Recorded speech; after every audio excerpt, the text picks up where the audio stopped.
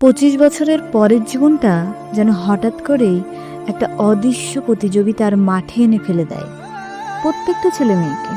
এই বয়সটা এমন, যখন মানুষ চায় একটু থেমে জীবনকে বুঝতে, নিজের মতো করে গুছিয়ে নিতে, কিন্তু সমাজ তখন ঘড়ি হাতে দাঁড়িয়ে থাকে। কি করছো এখন? কত টাকা কামাচ্ছ? জীবনে কি কিছু হলো? এমন প্রশ্নে বুকের ভেতরে চাপা পড়ে যায় অনেক স্বপ্ন, না বলা অনুভব। সবচেয়ে কষ্ট হয় কখন জানেন? যখন মা বাবা পর্যন্ত মুখ ফিরিয়ে নেয়। তাদের চোখে তখন সেই ছেলেটা বা মেয়েটা ব্যর্থ, যে এখনো মাস শেষের টাকাটা হাতে এনে দিতে পারছে না।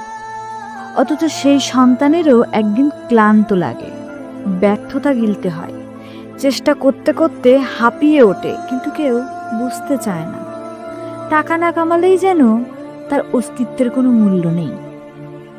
এই সমাজে ভালোবাসার সংজ্ঞাও বদলে গেছে। কর্মক্ষমতা, উপার্জন আর সেটেল হওয়া দিয়েই মূল্যায়িত হয় সবকিছু।